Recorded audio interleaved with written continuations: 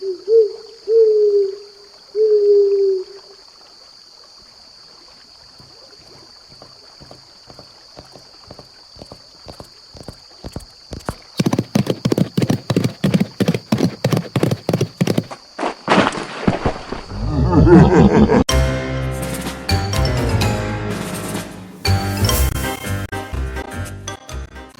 into your device directly from the covered bridge next to the old churchyard in the Township of Sleepy Hollow.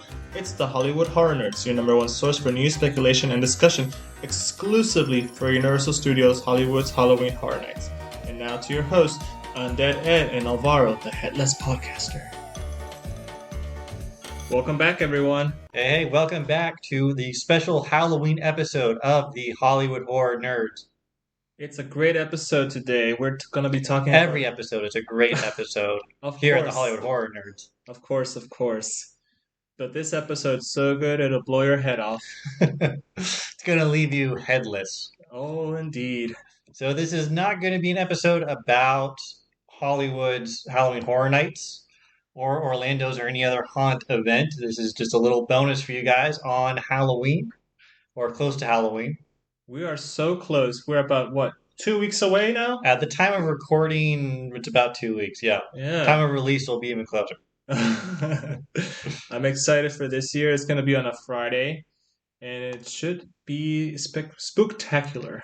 So this is going to be a good podcast for you to listen to while you're putting up your last-minute decorations or when you're driving to that Halloween party, because this is about one of the all-time classic Halloween tales. Oops. The Legend of Sleepy Hollow. By the way, quick retraction. I lied. It's on a Thursday to I didn't think it was Friday. I was going to let it go.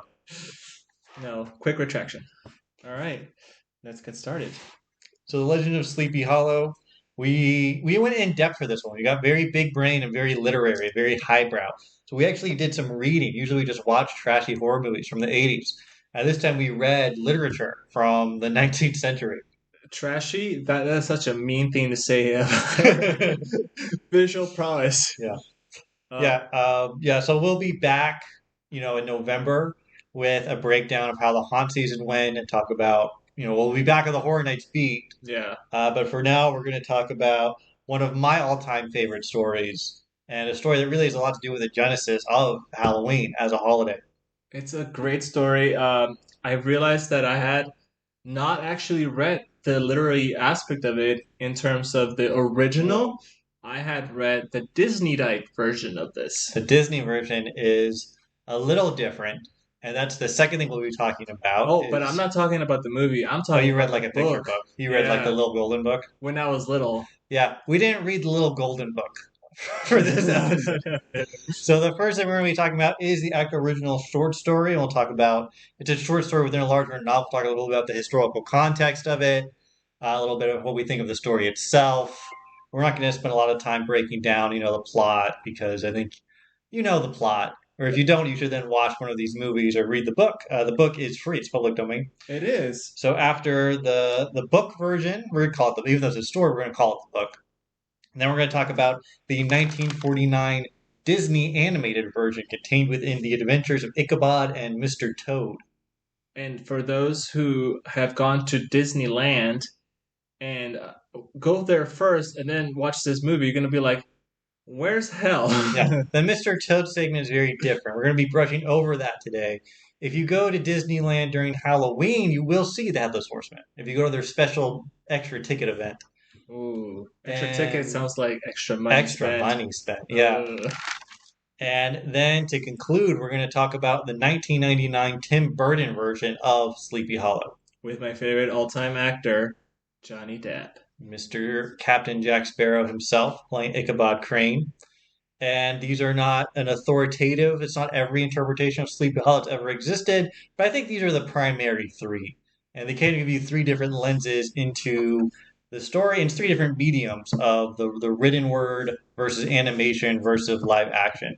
So it'll be an interesting compare and contrast and should help you get those spooky vibes because this is something that you always get. I always get from Sleepy Hollow is the first half of the story gets you in that fall kind of mood, or even though it's kind of set a little during summer, a little during fall, it feels like fall where he's in the countryside and there's so much abundance, like harvest time is happening. And this book was written clearly. It was in what 1820, you said 1819, This book came out, and the Book of Stories came out in 1819, right? about 20 years after this tales take place, give or take. Right. So it's contained. I guess I got a little ahead of myself talking about the actual content. So it's contained within a book called The Sketchbook, which Washington Irving wrote, and it's written from the perspective of an American who travels to England. Strangely, it's not from the perspective of Washington Irving, who was an American who traveled to England, but he invented a fictitious character to stand in for himself. And most of these stories are about England or little stories he picks up on the way. It's quite good. I read this right after I graduated college, and I really rather enjoyed it. There's a great four-part Christmas story. It's not so much like a story like Sleepy Hollow is, or like A Christmas Carol is. It's more relating things that he's experiencing on his travels. He goes to an old manor house and he sees a four-step Christmas of everything from arriving there to the actual Christmas evening. And that really gave us a lot of the traditions that we carry to this day about Christmas. He has the Spectre Bridegroom is a good one in here. That's a bit of lengthier one. It's a good bit of a ghost story. I won't spoil that one. You haven't read it before. You probably know Rip Van Winkle. That's another classic bit of American literature about a man who takes a nap. He ends up napping about 30, 40 years. Oh, that And sounds he wakes exciting. up in the future. And then, of course, Legend of Sleepy Hollow is probably the most well-known of Irving's works. Oh, well, I will say, every time we go to sleep, we always wake up in the future. That's true, but not usually, not 30 usually a years later. generation. I mean, so Washington Irving and the sketchbook is really the first piece of American literature that is respected as literature in the greater world. I don't know what the first novel was that was published, in the colonies or in the United States. By this time, we were the states. Right. So when this was published, I mean, his name is Washington. He's named after George Washington. He's born. He's of that post-revolutionary generation. It's the first generation after the Revolutionary era. And you can already see, if you read the sketchbook, and particularly Rip Van Winkle and Sleepy Hollow, you already start to see a lot of through lines that will continue in American literature and American literary thought to this day. I think that's fascinating that it was all so early. I mean, Rip Van Winkle, he falls asleep and he wakes up and he goes to the meeting house and he observes how much decay has happened from Rip Van Winkle's of the Revolutionary generation. He observes how decadent now and how lazy the modern generation is. And that's a theme that's persisted in American life to this very day, where we always seem to look one or two generations past today. Man, they really had it. We They had it really let together. it go. And every generation has thought, even back to the very beginning, that there was that strain of thought. I think it's so interesting that that continues. I've read something about that where it was this tablet where someone was complaining that the youth of today uh, didn't give respect to their elders, didn't do anything. They just talked back, they didn't care. And they're like, "Who wrote this? Plato." Yeah, it's an old trend. I think it's cool that it was right here at the start. And Sleepy Hollow portrays a different aspect of the American character that I think is also rather unique and also persists to this day. And that is our fascination with the supernatural, The occult, in a the way. occult. Yeah, I mean, you can look back to even before America with the Salem witch trials. And that's kind of a big event. It's a real historical event. It's not just an Arthur Miller play, it's a real thing that happened. Kind of hysteria around ghosts, and of course there was some hysteria around things like Dungeons and Dragons in the '80s. You saw the last season of Stranger Things that was brought out, That was. and I mean it's just fascinating. I was listening to, because we're not going to talk about politics here, but I was listening to Real Clear Politics, it's a Yeah. political podcast, and they were mentioning in polling how you always get a certain percentage of people who will just answer odd things in polls, like no matter what. They said people who like believe in ghosts, and then they were like, hold up. Someone was like, I believe in ghosts. They went around the panel, like half the panel, these are serious, political journalists, and half of them all believe in ghosts. I also believe in ghosts.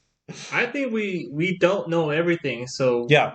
I yeah. think probably a majority of Americans probably do believe in ghosts, but Even if it's an inkling. I don't think that's true of the entire world. I think that is something that is a little unique to our little corner.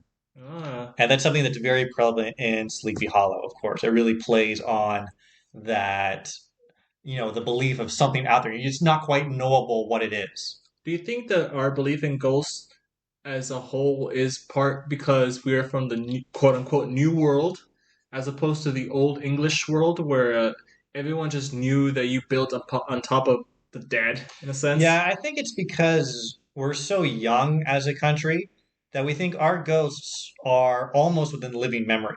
Yeah, You think events, even events like the Civil War or like World War One that feel old, they're not that old compared. Even something like the American Revolution is not that old compared to things in Europe where they just kind of live within the past, and we think of the past as something a little more separate. So it's more that detached. right, Yeah, and then I think where there's just always been, America was the dark continent for a while when it was founded, right? it was the They, unknown. there was the unknown, and there was always the threat of what lives in the unknown. Is it witches? Is it ghosts? What's Is out it there? We don't ghouls? know. And even today, if you go to Europe or Asia, the world feels so much more controlled Yeah. than if you go to just, I just went to the East Coast for work and just flying over, there's just forest, just untamed forest everywhere out there. Ooh, sounds Not so much in exciting. California. California's a little more settled because Which is hilarious. everyone moved here for the weather, Yeah, which is hilarious because we were one of the last states to right? join. But we're the state with the best weather, Yes, for better or worse. sickness or in health. All right, so that's a little bit of the preamble of Washington Irving and why this story is important. About the story itself, like I was saying, it's kind of, I think of this in two halves basically. There's the preamble, and then there is the actual action. So it gives you the build up to Ichabod attending this. I don't know if it's specified that it is a Halloween party. No, In my imagination, it always is. it's just a gathering, from what I understood It's it. definitely harvest time. There's a lot of food, Yeah, so it feels like Halloween. it feels like it because it feels like it's towards the end of summer. Right. And there's pumpkins and all the food that you would expect from fall is there. I think there's pumpkin pie. So and it's not Thanksgiving, right? Because they would have specified that. The Also, way Thanksgiving didn't exist for another 100 or so Yeah, years. the way it's written in the book that I read is that Ichabod was invited to attend a merrymaking or quilting frolic to be held at the Van Tassel's. Right. But then when you read the description of the ball, I would Yeah, call it a country ball, it has, the classic foods, and then there's all these ghost stories. It just feels very Halloween. it feels very spooky, very. Right. And that is the end of the book. During the actual chase he has with the Headless Horseman, it transforms into a bit of a horror novel. But it does really capture that feeling several times as it describes him wandering through the woods on his way home. That feeling of it's late, I'm alone, I don't really know what's out there, and I'm afraid it's not just a bear, it's Something something other. unknowable. I wonder if the reason why But Ichabod is so captivated or captured by these tales is because he's already a believer in the unknown. right, he refers back to the what is it, the history of the witches of witchcraft in New England, I think, several times. Yes, and he also has a book on spells. Right, he's into the occult, and it ties into the Salem witch trials that we mentioned earlier, because he's from New England, so he's a New Englander coming into New York, The country's upstate New York. upstate New York, not New York City, Yeah. and he brings his tales of witchcraft. And the local Dutch farmers, everyone's Dutch in this. Yes. Everyone's very Dutch, and all the Dutch farmers they have their own stories of ghosts and goblins who inhabit their little hollow. Yeah, he is very well known among the ladies He's because very popular. he likes to talk with them. He likes to chit chat. He likes to spread these stories, listen to their Yeah. tales. But I think his outsider status adds to that feeling of unease when he's alone because you're a stranger in a strange land. That's a book. Right, it is. That's where I stole it from. And he is a little unsure what monsters inhabit these wilds. Yeah. But yeah, so there's like you're talking about. He likes the ladies. There's basically three characters in the story. There's Ichabod Crane. He's our school Braun. teacher. Uh, Brom Bones. I didn't realize what Braun Von something, Vaughn's. Yeah, again, Dutch. but he's Brown Bones. And Katrina Von Tassel. And there's Fantastic. some other side characters. It's not written like a novel where it's like Ichabod does this and he says this and then this happens. It's written as a narration. Like it's presented to you as this was discovered in the journal of a wealthy Dutch farmer, and I'm relaying the story as it was written down.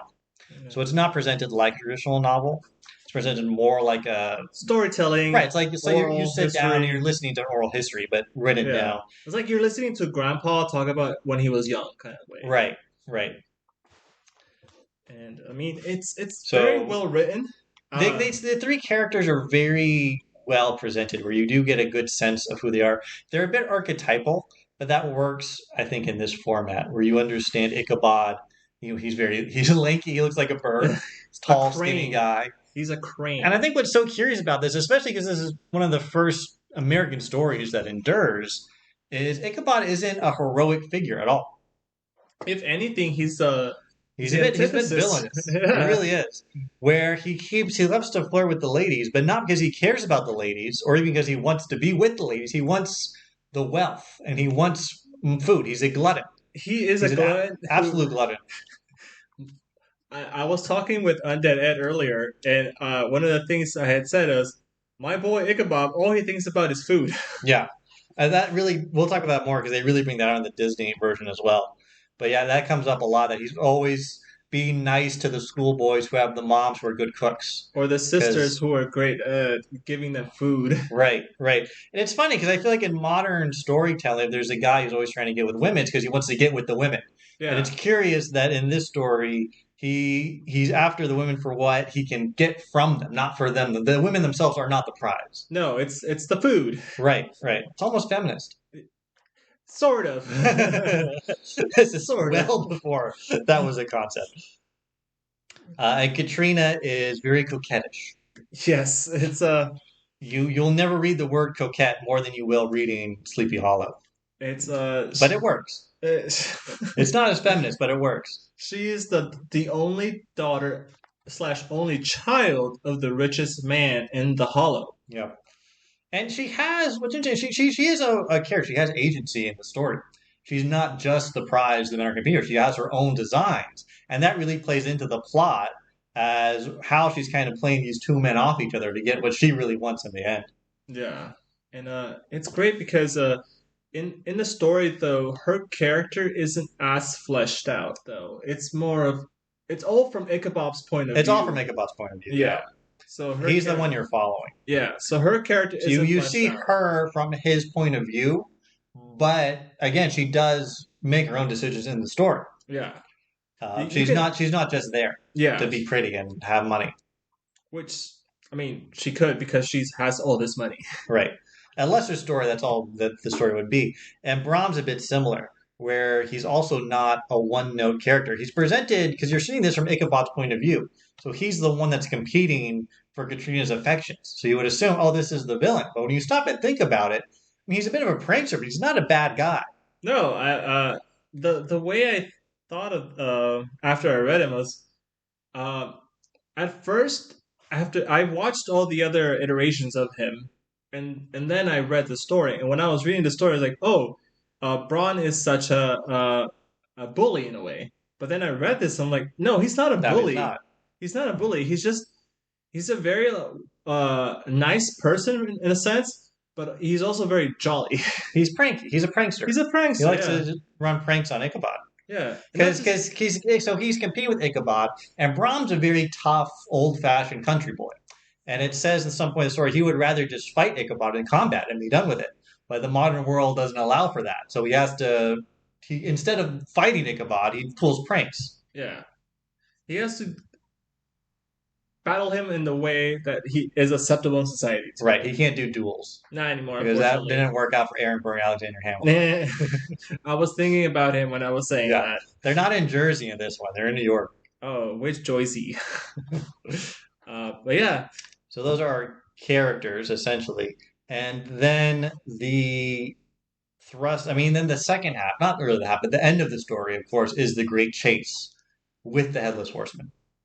now the way this horseman is presented is that his backstory is that he's a Hessian Right. who Which lost. gives you that sense of the early American, because they're Yeah. still talking about things like the Hessians. Yeah, I mean, that's a fun fact you answer on your 8th grade history test. Yeah. Like, no one cares that the Hessians were here in the They're Revolutionary like, War. who are the Hessians? But I imagine at the time the Americans were still pretty fired up that, these Germans who have no stake in the conflict came Yeah. over and were shooting at them. Yeah, It's wild because the way he is described is he died in some unknown or unnamed revolutionary battle. Right. Cannonball. Yeah, Right to the head. cannonball right to the head. Instant headless. Where'd the head go? He doesn't know. Yeah. I like the backstory they flesh out a little bit of like the legend of the horsemen. Yeah, Of he rides from the churchyard where he's buried to the battlefield every night to search for his head. And then he returns in a rush every morning because he has to beat the sun back to the grave. yeah. It's a cool legend that it feels like it's a legend that could stand alone. It feels like a real legend that would have existed at the time. Maybe it is. The hilarious part is that this is a bit of a contradiction because in that part of the tale, it said that he parks his quote unquote parks his horse by the on the gravestones, meaning he can touch hollow ground. But in when Braun's retelling of when he disappeared to the bridge leading to the church, indicating that he couldn't touch hollow ground. And so in Brahms, the stories they tell, he always seems to disappear. Once they reach the bridge, they turn back and he's gone. Or Yeah, he goes up in a flash. He never seems to pass the bridge leading to the churchyard. yeah, which is for poor Ichabod is bad news. Yeah. But yeah, that's the quick story of him. It was just he died in a revolutionary battle, is looking for his head, and he has to go around every night. And the reason he's always galloping is because he has to beat the sun. Another fun fact is that he is not constrained to the hollow. He's doing basically a perimeter search on all the towns Hmm. around the church, looking for his head. Which he's not only seen in the hollow, he's seen in the surrounding areas. However, he was called the Horseman of Sleepy Hollow just because he happened to be there more often, I Right. suppose. That's Sam's home base. That's where the Yes. church is. So he has Yes. to always return. And he's also known also as the Hessian Rider. Yeah. He's a good monster. I mean, there's a reason this monster endures, not just because he's the first monster Yeah. of our country, but he's a good monster. He's a monster. Good is relative. He's good at being a monster. There you go. Yeah. Okay, I'll take that. I'll say also the way this book is written, or the story, I mean the book as well, but this story in particular, it's a little whimsical. Yes. I would say it's not a hard read, even though it's old. I think people approach these older novels, and some of them are very dense. Yeah. And this one, I mean, it's about 40 pages. It's about an hour. It's about an hour read. It says I had a good hour for it. It's not a fast No. short story. Like a modern short story, we're used to maybe like a 10-pager. It's very fast. And this one is a little longer than that, but it's not a hard one to get through. No. The only thing that tripped me up was some of the vocab that we don't really use. There's a as little much bit. anymore. There's a little bit. Yeah. That was the only one that was really tripping me over. I was like, oh, let me open the dictionary app. Me and my thesaurus out. Yeah, it's like, what does this word mean? We don't use this as much anymore. Yeah. So that was about the only aspect that was really tripping me over, was just the vocabulary that was used at a time that has basically gone out of fashion. But overall, the story is very well written. It really sinks into well. the descriptions of the Hollow. And if you read this in the right setting, if you read it, with your nightlight on before bed, it's a little cold, you really get transported there. Yeah, you can really visualize it. But why reading it with your nightlight? Do it at night. I Darkness. can't read text in the dark. There's called a book lamp. Oh, he's reading on an e-reader. No. That's disgusting. There's book lamps that you can buy that only. Well, and it's not dark, is it? Hush. All right then, we will do it by candlelight. That would be the best. We would read this by candlelight. I've also read this on the front porch as Halloween is ending. That's a good setting. Ooh. If you're really looking for the ultimate Sleepy Hollow, if you've been giving out candy all night, sit on the porch as the last few trick-or-treaters are running through and take an hour to read the story. That's what I recommend. What we should do is take a trip to upstate New York. They do. Sleepy Hollow is a real. I was going to mention this, but you brought it up. Yeah. Sleepy Hollow is a real place. They do a lot of because they know this is a thing, so it's a tourism. In the fall, Tourist trap is what you're trying to say. They do tours. There's a Sleepy Hollow. I think there's a Headless Horseman diner you can go to. Yeah. They do tours. They have, I believe, Washington Irving's house is located there, or at least they say it is. And he's from New York, so I believe it. Sure. And I mean, you can stay. There's a bed and breakfast now. So if you want to do a Sleepy Hollow vacation, it really gets one of my dream vacations to do New England in the fall. It would definitely include a stop at Sleepy Hollow. I definitely would love to do fall in New England just for actual seasons. Yeah, yeah, you gotta see Vermont with the trees, Yeah, and then pop over to Salem for the Halloween block party, yeah. and then hit Sleepy Hollow on the way out. They say if you listen in Vermont late at night, you'll hear Bernie Sanders in the wind. Yeah, ranting about the billionaires. The billionaires. All right, but lest we become a political podcast, I think No. that's all I have to say about the novel version. Definitely recommend. We're Yes. not going to put it on our movie tier list. It's not a movie, but it's very good. It is not, but it should be more. The adaptation should take more place like Well, that. that's what we're going to get to. So now we're going to get into the adaptations. So I do not have a complete listing of every adaptation that's ever happened, but I can tell you the next major one that I think most people have at least heard of comes in 1949, so about 220 years later. This is animated by Walt Disney, The Adventures of Ichabod and Mr. Toad. The first story is about Mr. Toad. Yeah, so it's a movie that is essentially two shorter movies that they've glued together. The first half is The Adventures of Mr. Toad from The Wind in the Willows. You've been to Disneyland, you know he has Mr. Toad's Wild Ride, which tells a different story. Yeah, that's what I was gonna say. In the movie, he does not go to hell. Damn it. Which also begs the question: what did he do in I, the Disney land version? he wrecks cars and he harasses people. Oh, he's such a interesting. So I mean, I love that ride. If they take that ride out, I'm gonna stop going to Disneyland. They're gonna rename it. Why back kids? Yeah. The Moana's Wild Ride is Moana. missed me with that. Yeah. That's neither here nor there. So that has narrated by Basil Rathbone because this is it's framed as you're in a library and they're like, oh, Basil Rathbone's going to tell you about some of the great English literary characters. But then Basil Rathbone ends and the book closes and it zooms back out. Then Bing Crosby chimes in. He's like, oh, don't worry about us in the colonies. We've had some great characters too, like this here Ichabod Crane. And so it launches into then the Ichabod portion. So the Toad portion is presented like you would expect from any Disney movie. There's characters, there's dialogue. I don't think there's any songs. There might be one or two. The Ichabod portion is presented without dialogue. There's no dialogue. There is occasional dialogue. There's a few sung. There's a little singing. Yeah. But there's never a scene where Ichabod sits down and starts talking to Katrina. No. There's no. There's a lot of narration. The whole thing's being narrated by Bing Crosby. Yeah. Who, if you don't know who he's off the top of your head, you have definitely heard him singing at Christmas time before. His Christmas album was one of the first like mega hit albums that were ever created because albums were a new idea when he was doing them in the 40s. You've heard his White Christmas before. If you look him up and you listen to White Christmas by Bing Crosby, oh, I know this guy. Yeah. He was the first pop star, actually. Wow, He was the world's first pop star. And his voice is very smooth. It was pleasant to listen to. It's a good choice. Pleasant. Yeah. But the story starts with the way of describing Ichabod's physical characteristics. Yes. We mentioned this briefly in the novelization, but in the animated movie, that's really in your face the whole time because they really go in on making him look like a character. He's very cartoonish, right? I mean, in a more than just literally. All three of our characters are in this, but particularly Ichabod. Yeah.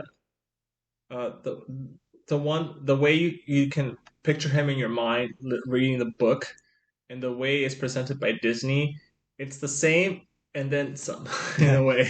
He doesn't look like realistic in No. this one. It's not like a Snow White animated character. It leans more towards like the Popeye school of animation, where the characters are designed in not they're not like an animal. They're not like Mickey Mouse, but they're designed into very exaggerated ways. It's a good way to use animation because just by looking at our three characters, we can learn a lot about their personalities just from the designs. Yeah. Out of the visual versions we've seen, this one is the more accurate to his description. Yeah. Not just the description. A lot of Bing Crosby's narration is pulled directly from the book. Yeah. If you read the book first and then watch the Disney version, you'll recognize a lot of the phrases are exactly the same. Yeah. They do keep the names of the characters who are described correct. I did enjoy that. They keep a lot of the small details that the other iteration uses, but not the same way. And it's a great it's a children's movie at this point. It's a children's movie. I feel like Mr. Toad is really for kids. This one you can watch as an adult and enjoy it, particularly if you enjoy animation, because this is Disney kind of entering the height of their powers. Where after this one, they're going to produce Cinderella. They've already produced Snow White and Pinocchio and Fantasia and the Three Caballeros. Oh wow. And now they're going into Mr. Toad. They're really hitting the stride. This is really Disney at the height of his animation prowess. And there's a few segments in here, like when they're dancing at the ball, that it's just Disney flexing. It's saying you can't do this, Warner Brothers. Only we can do this. And you have maybe 10 or 12 different animated characters all doing these elaborate dances, and it cuts to just the four main characters dancing because Brahm is dancing with the ugly girl, trying to trade her off to Katrina with Ichabod. It's a very elaborate choreography. And to have that animation, back then, by the way, they're doing it by hand. There's no computers helping them out. No. It's just a big flex. So if you're a fan of animation, this is one to watch just purely for the art of it. One of the things that we commented when we were watching this film, because this is one we watched together, was that the way some of these scenes are presented is very Scooby-Doo-ish. Yes. But my point was, this was 20 years before Scooby-Doo. Yes. So Scooby-Doo was very this-ish. That is correct. However, most of our listeners were not from that time. If you're a fan of the classic Scooby-Doo, Where Are You? Yeah. And you watch this, a lot of the imagery you'll see in the final chase between Ichabod and the Horsemen, you will remember it from Scooby-Doo, even though Scooby-Doo was taking inspiration here. Yeah, the hilariousness of it, it's a good mix of horror comedy. Yeah, I think. Where when he first leaves the party and he's on his own, it is rather horrific. It's a scare. I can imagine kids in the 40s getting like really scared. I can imagine a young kid today watching this and getting scared for that sequence. Assuming they haven't watched anything else. And then when it's actual action of the chase, it does play a little more into that slapstick, exaggerated cartoon humor. That's the word I was looking for. Slapstick. Right. It plays a little more into that Popeye. Yeah. It's a very interesting. It's very fun to watch. It's very the way they animate the Headless Horseman also is a little more painterly. His design is more realistic than the other characters, I think. I mean, obviously he's headless, but like his proportions feel a little more correct. A little more actual human proportions. Right. Which, because Ichabod is such an exaggerated human, it makes the horsemen seem otherworldly, which adds to that element of what we were talking about this whole time, of the fear of something else is out there with you in the woods that isn't of your world. Or rather, because you are not from this world. Yeah. Yeah. They also use the animation to really bring forward the personalities of the characters. Where in the novel, they mentioned a few times Ichabod's always thinking about food. And now in the animation, you see that. Yeah. Where he's constantly sneaking food everywhere he goes. He's opening the boys' lunch pails in the schools to see what they have. And then he picks the best one to go home with. When he's dancing with Katrina, he's always sneaking cakes behind her back. He grabs a pie off a window at some point and sneaks a slice. He doesn't punish the kids who bring good food. No, yeah. That was the most hilarious aspect of that.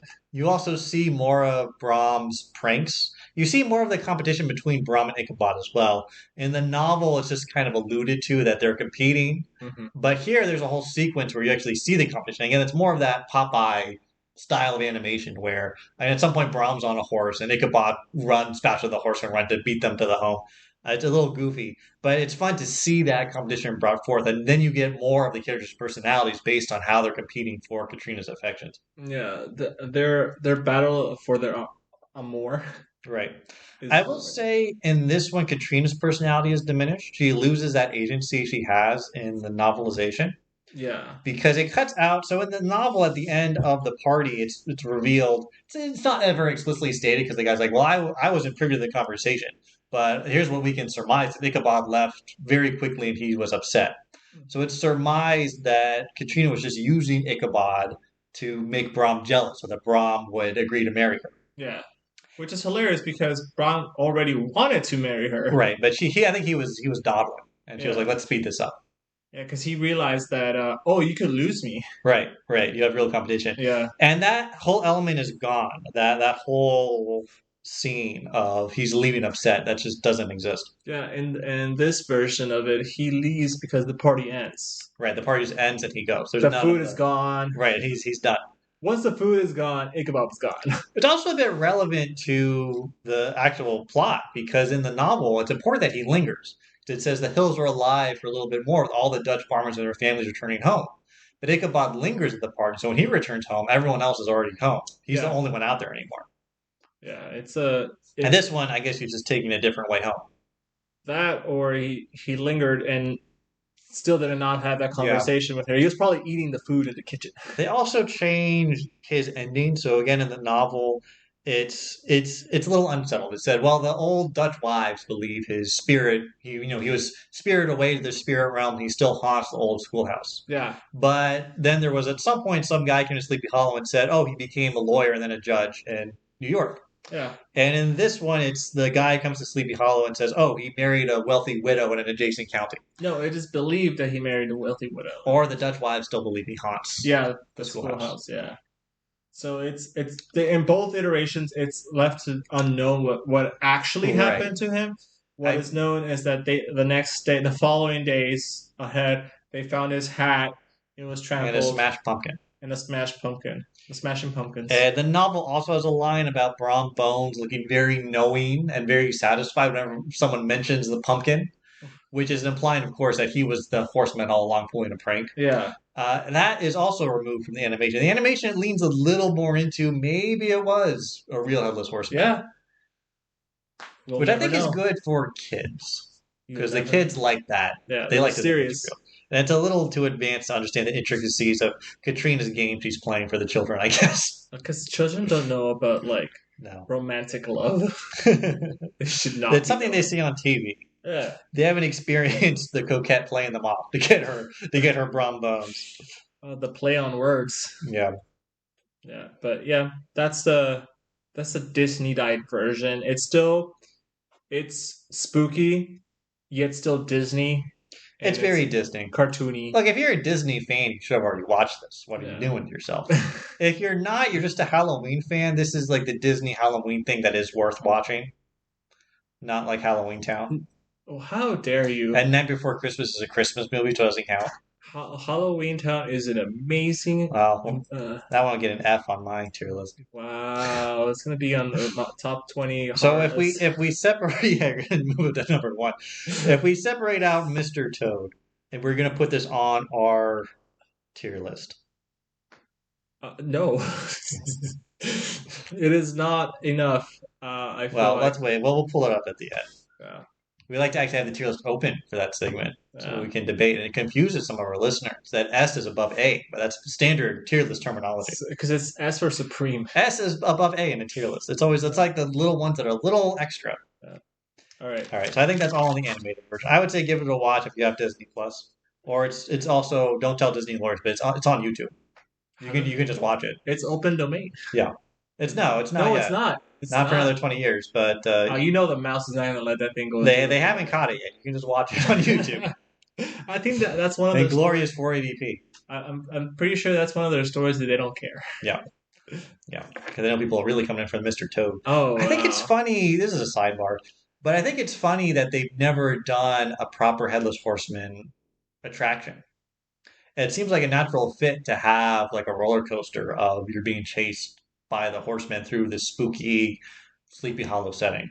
I think that's not children friendly enough because that would be too scary for them. I think it's because kids like to be a little scared. No, that was always a principle of design. That's why Snow White was Snow White's scary adventure. That's why Mr. Toad goes to hell. That's why Pinocchio has the scene where everyone's turning into donkeys on the ride. That's because this was Disney's philosophy. The philosophy was kids like to be a little bit scared on a ride. Then they feel more accomplished when they leave. And Disney has really moved away from that philosophy now. But that was the design principle of the 50s and the 60s at Disneyland. Did Disney change or did children change? Disney changed. Disney changed the children. Scandalous. We have to change them back by sending them to horror nights when they're 6. No, don't do Send that. it to the That's mines. too much. There's a balance. There's a balance between I'm going to take my kids on Death Valley, Dead Exposure, and they can handle Snow White scary adventures. Anyways, that's a sidebar. Yeah. I would go on that ride.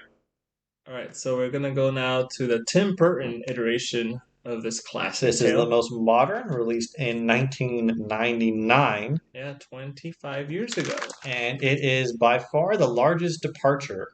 Oh God, yeah. Compared to the animated version, which is fairly accurate. Like we mentioned, there's like these two differences. If we listed every difference, we would be here for another hour. We have to describe the whole movie because everything is different. It's easier to describe what's the same. The names are the same. The names of the characters are the same. It's set in New Sleepy England. Hollow. Yeah. Although in the novel, Sleepy Hollow is a valley, and the town is called Tallytown or Tarrytown. Here, the town itself is called Sleepy Hollow, so a little different. Yeah. His horse is still called Gunpowder. His horse is still Gunpowder. Brown Bones, no, he rides as the Brawn. He's a little pranky. He's Brawn. He's not Brawn. He's just Brawn now, yeah. And he does do one prank. That is the entirety of the similarities. That is where the similarities end. Yeah. The Van Tassels are still the Van Tassels. Like characters have the same names, but they're very different. Yeah. There is a Headless Horseman. Yes. And yeah, that's about it. So this one feels very Hollywood when it comes to the plot. Someone read Save the Cat and and then they wrote the Save the Cat version of Sleepy Hollow. It feels like they were sitting there like, how do we make Sleepy Hollow into a movie? Let's make him a cop. Yeah. It's a murder mystery. Yeah, and then it's like, who should we have to play Sleepy Hollow? I mean, Ichabod, a man described as lanky, tall, and not so great looking.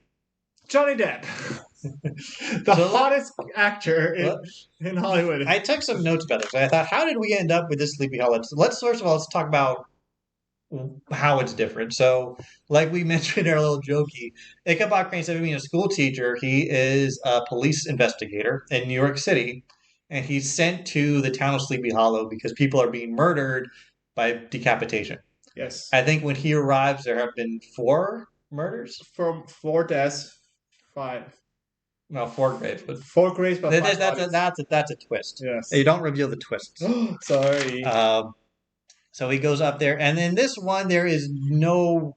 They play a little bit with, is it supernatural in the beginning? But it's pretty clear from the jump that there is a supernatural Headless Horseman killing people. And he has to investigate the conspiracy as to why is this happening. Well, the dead bodies would suggest that it's the real killer. Like, there's definitely murders. There's the little bit of... Like, when he first shows up, he's into science. So it's trying to play with a little science versus superstition. And he's like, no, it's not a ghost. It's a murderer. It's just a normal murderer, guys. But it's pretty clear to the audience that it is a ghost. It's a ghost murderer. As far as we know. And then Ichabod's convinced of that in short order as well. There is a moment where it is believed that maybe it's not because he gets pranked by Brawn. In which Braun pretends to be the Headless Horseman and actually throws a pumpkin at him, right, which knocks him out. Sequence. Yeah, so in a way you would think like, oh, maybe there is a human behind this, behind the horseman. But it's clear that Braun isn't the same horseman, because at this point the audience has seen the horseman chopping off heads. It's the first thing you see in the movie. Yeah. And also I thought it's a little nasty that Braun does that prank, because in the other ones his pranks are pretty harmless. And this one, I mean, people are actually dying, Braun. Like, that's in bad taste. And he's doing it to the investigator. So the whole plot is this murder mystery, and there's a decent amount of blood in this one. This one's rated R, not for the kids. Let me tell you a little bit about how it was made. How it come about. How it came about. So like we said, so it was actually written by the same guy who wrote Seven with Brad Pitt and Morgan Freeman. And that's why it got picked up, because the guy who picked up the rights for this, the producer, he liked the script for Seven. He said, well, what else do you have? Because I can't buy Seven from you. So what else you got? He said, well, I have the Sleepy Hollow spectrum. We're like, fine, we're doing Sleepy Hollow. And they brought Tim Burton on. It's interesting. This is really Tim Burton's first and maybe only horror movie. Oh. Because he does a lot of movies that are in the spooky realm. You know, Beetlejuice, Edward Scissorhands, Night Before Christmas. But they're not straight horror movies like this one is. And this is a little action horror. It's very 90s action horror, but it is definitely feel. If you had to put this in a genre, you would put it in horror. Definitely, because even though Beetlejuice includes the element of death, it doesn't include the element of murder. Right. Beetlejuice is a comedy first, Yeah. horror second. So that's interesting. They wanted to cast. Burton always wanted Johnny Depp for the Ichabod Crane role. This was his third movie with Johnny Depp. And the studio wanted Brad Pitt or Daniel Day-Lewis, but Burton overrode them. Johnny Depp wanted to do prosthetics, so he would look like the created. So he would look like the. He wanted ear prosthetics and a big nose, and he wanted to look more like the character, but the studio wouldn't let him. No, they wanted Pretty Boy Johnny Depp. Think about why would you make him less hot? That's right. So Because he's going on the poster. Exactly. Right. No one wants to see a movie. We're gonna make sure all of Christina Ricci's dresses are really low cut. Oh my goodness, a lot of ankle. They thought they could film this cheaply on location in upstate New York. They ended up filming it entirely on sets in England, and that caused the budget to balloon from 30 million to 100 million. It grossed 200 million, so it made kind of a profit. Usually, the rule we use these days for did a movie make money for the studio is the 2.5 times its gross, because you have to factor in marketing costs and distribution costs and the cut for the exhibitors. So under that rule, it didn't really make money. So it did okay.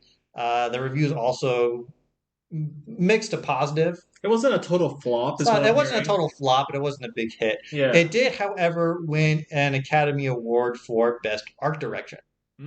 So they did a special technique. I thought this was cool because you would never do this anymore, where they use something called bleach bypass. So usually when you're using film, at some point you bleach it to help with the colors. I'm not totally sure why. But if you don't do that, what you end up with is a black and white picture overlaid on top of a colored picture. And this really increases the contrast and makes the blacks a lot blacker.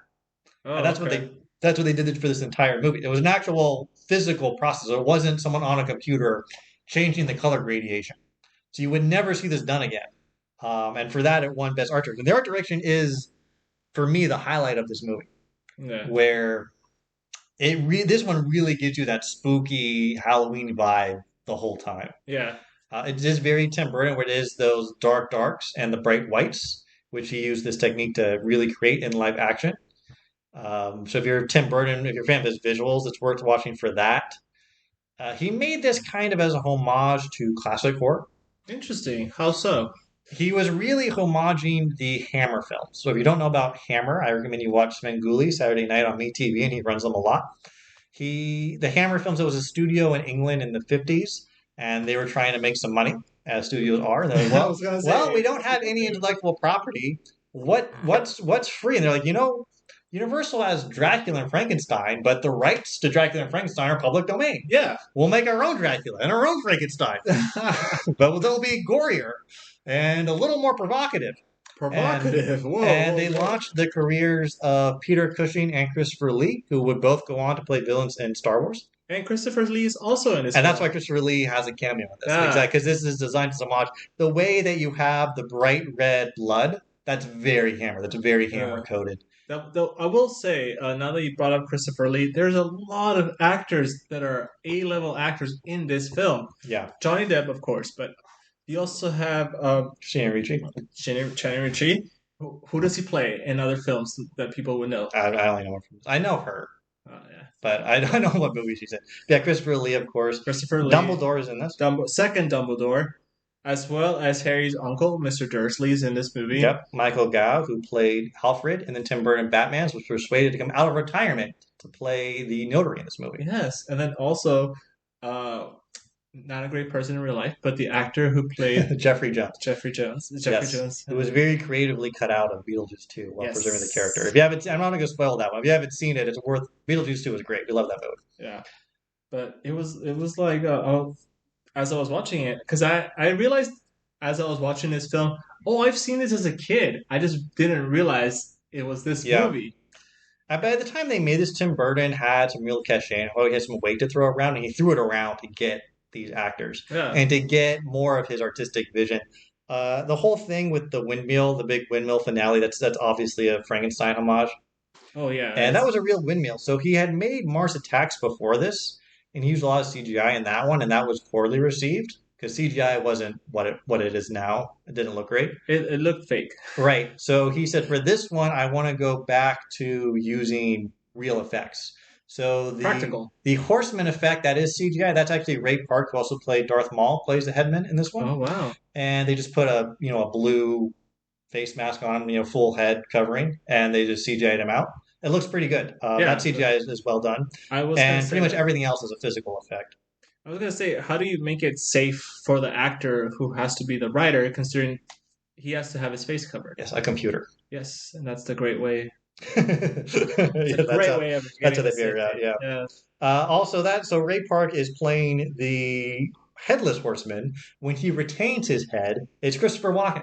Yeah. And Christopher Walken in this movie is living his best life. He's like, oh, I'm gonna make a Hammer movie. It's gonna be campy as hell. Yeah. And he's like into it. Yeah. Christopher Walken is fun to watch in this movie. It's not good, but he's fun to watch. He doesn't have any actual lines. Did you know that? No, he has one that's rah. No, is that really a line or just a sound? He makes that sound quite a bit. Yeah.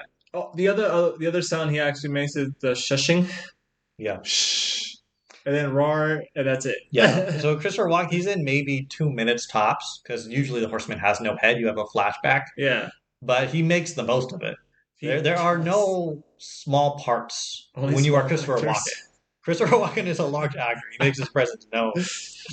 Oh, that was hilarious. I like the visual representation that he takes on with the sharpened teeth. Yeah, he was a cool monster. Yeah. It's definitely a worthy interpretation of the Headless Horseman as a monster. Oh, I was going to say of Christopher Walken. And of course, the setting, I mentioned it before, but bears repeating, really fantastic done. I mean, great set design, great costumes. Danny Elfman's score, it's not Danny Elfman's best score, but it's definitely a good one. Yeah. And this was kind of before the Danny Elfman diddly before that got played out. So it's still good. Yeah. It's overall gore effects. This is too gory to show to a kid. I wouldn't show this to a young child. I would show maybe a 12, 13 is fine. Especially there's so much blood in this film. I wouldn't. It's very fakey blood. Of course, but it's still, it looks like cherry syrup. Yes, it's red. But you wouldn't show it to a kid. You wouldn't show it, especially. But if you're a little squeamish, this isn't one that I would say it's too gory for you. It's not like a Saw sequel or Terrifier. It's not like that kind of movie. If you can handle, I don't know. There's a jump scare. There's a few good scares, and there's a good sense of dread throughout. Yeah.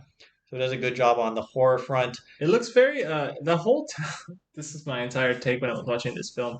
I was like, this whole town looks dead. Right. That's kind of what they're going for. Yeah. Everything looks like it's very gray. Every black feels darker and every white feels whiter. Like that's the bleaching. Yeah. That's the bleach skipping. They all look very pale. Paler super than pale. Like they're all vampires. Yeah, like ghostly pale. Right. Like if you think if you think of what is it called? Jacob? No, not Edward. Edward from this podcast? No. Edward Twilight. Cullen. They look like Twilight. Yeah. And this is really the only movie that Tim Burton, I think, is able to translate that distinctive Tim Burton Nightmare Before Christmas visual style to the live action environment. No, you know what it reminded me of? The Corpse Bride version, Which is also that wasn't Tim Burton. No, who was that again? Henry Selick, I think. I don't know. But yeah, Corpse Bride has it. But it's that kind of visual style and flair, but brought into a live action setting. Yeah. And as you mentioned, it's a great cast. The performances, I think, are all pretty good. Where this movie is let down is in the script. I don't think the mystery is very good. Yeah, it came out. It's a little like Seven was a great thriller. This one feels not great. I feel like it's a little predictable. In terms of who is behind everything. I feel like if you took a guess after 15 minutes, you would probably get it right. Yeah. The romance is underbaked in this one. And then at one point, it gets weird. It's just... at one point, I was like, what am I watching? There's a few weird sequences. The whole Tree of the Dead is very weird. I don't hate that. That's probably the grossest part of the movie. She starts chopping into a tree and the tree starts to bleed. Yeah. It's a cool idea. It's well done, but it's weird. I don't hate that part. I laughed when Johnny Ichabod was a scaredy cat. even though he's supposed to be like a no nonsense kind of cop who's into He has a science. few scenes like that, yeah, Yeah, which is but fun. he's because he lets the small lad kill a spider because he's Right. too scared of it. And that's really Johnny Depp bringing that to the part, I think, Yeah, because he's a great. This is Johnny Depp before Jack Sparrow, before Captain. where he's known just for being Johnny Depp Yeah. as Edward Scissorhands in Nightmare on Elm Street. Oh yes. A lot of But it's people still remember. Johnny Depp. It's funny. It's funny now because when I grew up with Johnny Depp, he was Captain Jack, and Yeah. he played oddball characters. But there was this moment where he was playing just normal leading men in movies. Yeah.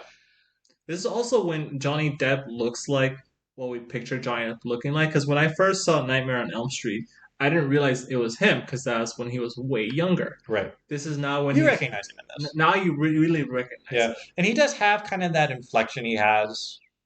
He has that the pauses Yeah. and the enunciation on certain syllables. Yeah. So he's very recognizable. Yeah. I think also it's a little too long. I think you could have lost 10 minutes from this movie and it would have been Could have better. lost a lot more from this movie. I mean, there's again because it's very much save the cat by the book Hollywood script where we have this big end of the second act at this big church battle kind of. That's where the movie that should have been the climax. Yeah. Then it goes into well now we need a short third act and no you did not. It was so weird at one point. It's just like It really it strains a little too far. especially with when the horror jump scares, it turned a little bit cartoony, and I was just like, Yeah. wow, okay, that's the I way I we would wanted to say overall of the three versions, this is the weakest. go. In terms of sticking to the source material. No, just in terms of how much do I enjoy it. I enjoyed it just because it It's was Johnny not Depp. bad. It's good because it has good performances. Yeah, it has a The great art amount of direction is actors. very good. The I actors. mean, it deserved that award. Yeah. But this plot is just it gets the job done. It gets you through the Yeah. movie. It's very Hollywood. Oh yeah, It's a very like workmen just get the script out and let other creative people make something interesting. yeah. But I think that's hard to do if the story itself isn't interesting. When he's first arrives to Sleepy Hollow and he's just walking down the empty street and people are closing their doors. Very Hollywood. Very Hollywood. You know what it reminded me of? Every The Western Exorcist. made in the 50s. No, yeah, well, The Exorcist when the priest is walking and it's all in fog and shadows. It's like they're trying to go for real horror. The difference is Exorcist is great. A lot of real deaths after that one. Yeah. But I was like, yeah, Johnny's not spooky enough in this one. So I would say, is this one worth watching? You can watch Kinda, it. if you're into Sleepy Hollow. Okay, how about this? Will you enjoy it because of its artistic elements, or will you enjoy it because of the story? You won't enjoy it I mean, the story's fine. It gets you through the movie. If you're looking for something to watch, you got nothing else to watch. You want to watch a Halloween movie, you can do worse. Yeah, That's what I would say. it's still enjoyable enough. Yeah. You can watch like younger Dursley. Yeah, I mean the performances are great. I mean, there's so much about this movie that is actually really good. It just feels like if they had a more creative script. Yeah. Maybe it doesn't. Okay, you could have stuck with the murder plot, but if it's going to be a murder mystery, make it a good mystery, one that I can't solve on my own because I've seen, every episode of Monk, so I know how Hollywood murder mysteries go. Not Monk in this. We should have done Monk Halloween episodes, but one of the next year will be the horror special. The Halloween special will be Monk Halloween. Jesus. Now streaming on Peacock. Oh, geez, no! Don't give them ideas. We need to get that sweet Peacock money coming in. Hell yeah! I think their most controversial scene was the fact that there was an autopsy performed. Mm. And That's the bloodiest scene. yeah, that's the bloodiest scene. A lot of cherry syrup was spilled that day. And that's the biggest Gross out. gross scene. The tree was grosser. Yeah, and then someone getting cut in half. Yeah, I mean there's a few good scenes that you don't want to show the kiddos. Yeah, there's not. But again, I mean the cutting in half scene and the autopsy scene, whatever you're imagining right now, is worse than what's in the movie. This is not a gore fest. No, it is not. It's It's not nothing. Like you see the decapitations happening. Yeah, But it doesn't dwell. It's not like Terrifier where that's the whole point of the movie. So it's it's close not. enough. I would say if you're a Halloween nerd, you should probably watch it. You'll probably enjoy it. If you're going to watch one Sleepy Hollow, if you're going to do one Sleepy Hollow, read the book. Yeah. The book is still the best. If you really want to watch something, I watch the Disney version. If you still want more and you're interested in, well, what's a story that takes some of these ideas and goes in a completely different direction, then well, Tim Burton's got the movie for you. Yeah. Or if you really are interested in, I mean, because again, I think what's interesting about all three of these adaptations, they all use their medium in a very expressive way, in a way that the other versions couldn't do. The way the characters look in the animated version, the way that they express themselves through kind of these Popeye slapstick ways, could only be in the animation. And the way the art design is so interesting in the Tim Burton version, it could only be in the live action version. It wouldn't be interesting if it was in the animation. The fact they were able to do this in live action, that's actually interesting. That's really striking. Yeah. It definitely has elements that would only work in one particular medium. And the book is the only, because books have this way of really being able to transport you somewhere that I feel movies can't do. And the book version of this really accomplishes that. Yeah. Each of them has its pros and cons, and at the end of the day, I think the book, as readers always tend to say, the book was better. All right, so I think that's our final word on that. We're going to go enjoy the Von Tassel party, and then we're going to come back to talk to you about our tier list real quick at the end. Okay. See you soon.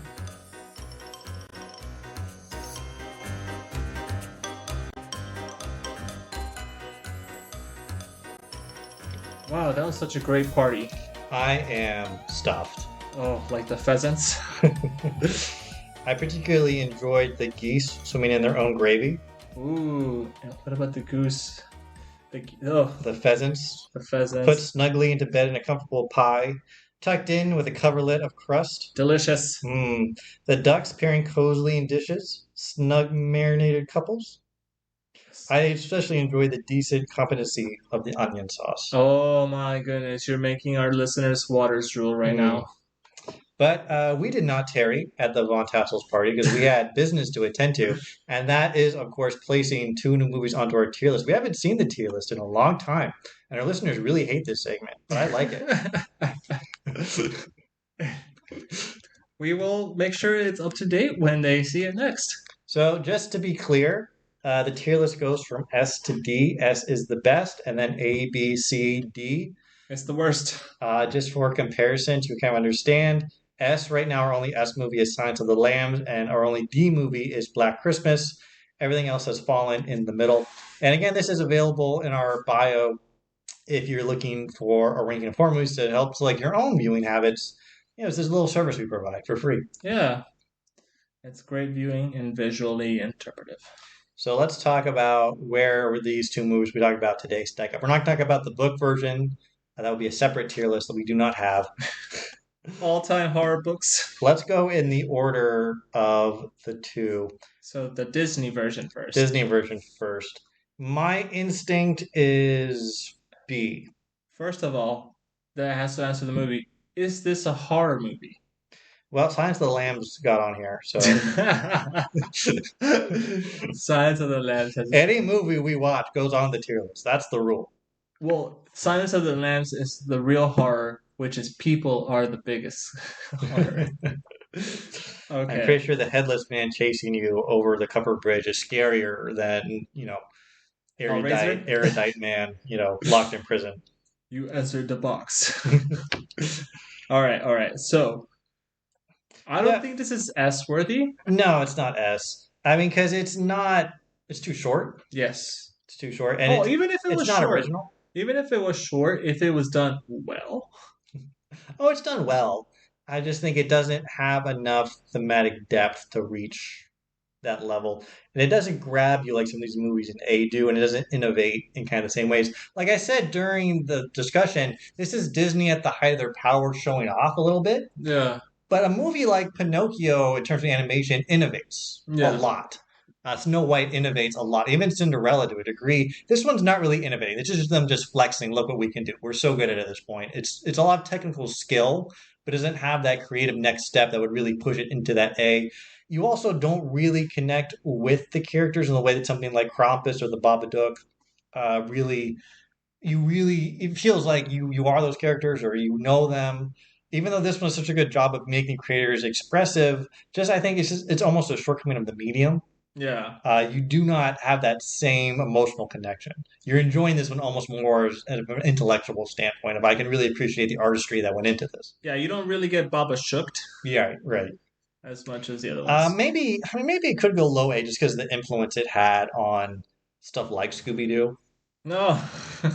I mean, you think of what spawned from this, and any horror animation, this is kind of the birth. Yeah. Because you wouldn't say Scooby Doo is strictly horror, but it has spooky elements to it, just like this. All right. All I would right. say high B or low A. How are you feeling? I would say, well, when we think of high B or low A, are we thinking it's at the level of Gremlins or at the level of Texas Chainsaw? My instinct is because okay, so on our tier list, the end of our A right now is Gremlins, and the top of the B is Texas Chainsaw. My feeling is to put it just above Texas Chainsaw because Texas Chainsaw made it to be on the back of influence. I feel like this movie also is we're giving it points for influence, but I also think it is a little better than Texas Chainsaw. Why? Texas Chainsaw is good because of what it starts. Hmm, As itself is okay. This one is a more enjoyable watch. that's true. But why is it below Gremlins? Why wouldn't it be above Gremlins? Gremlins innovates a lot in terms of creature effects. Yeah.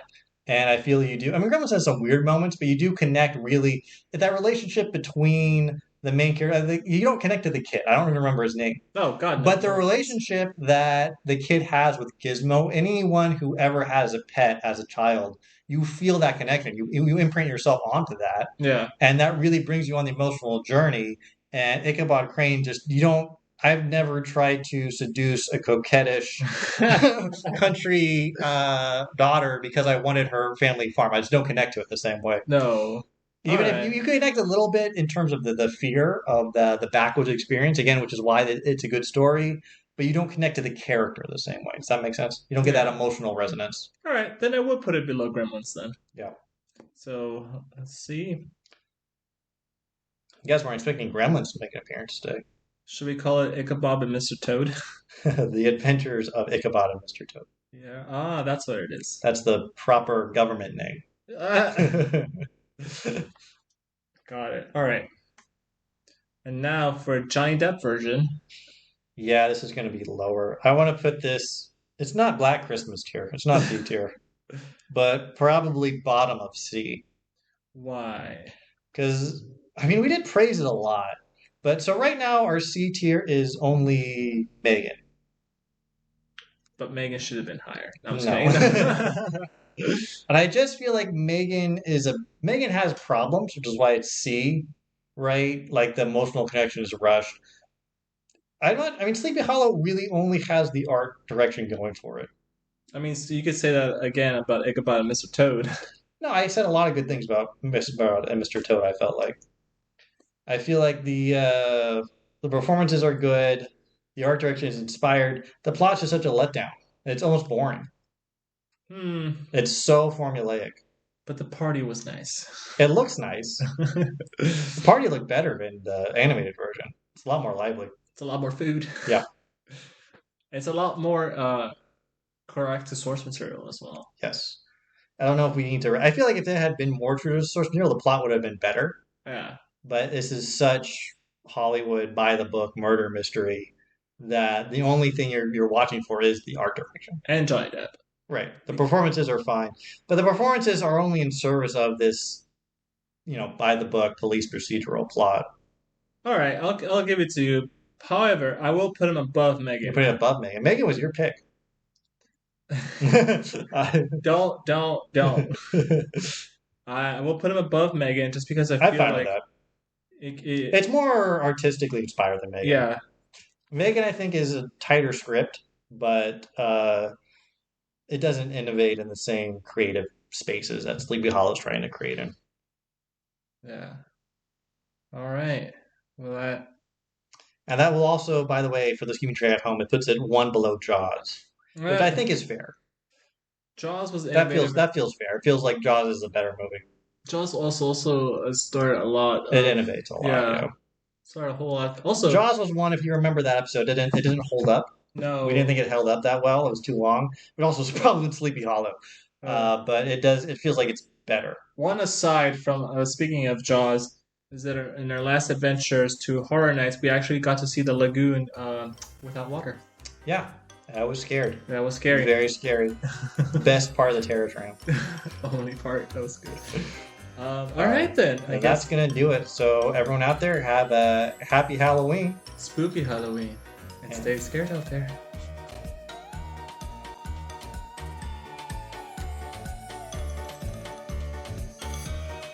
Thank you for listening to this production of the Hollywood Horror Nerds. We know you have many options for your listening entertainment, and we're glad you chose us. Find us on Instagram at Hollywood Horror Nerds, on X at HW Horror Nerds, and on YouTube at Hollywood Horror Nerds. Be sure to subscribe to this podcast on Spotify, Apple Podcasts, or your favorite alternative podcast site to ensure you don't miss next month's episode. And until then, stay scared out there.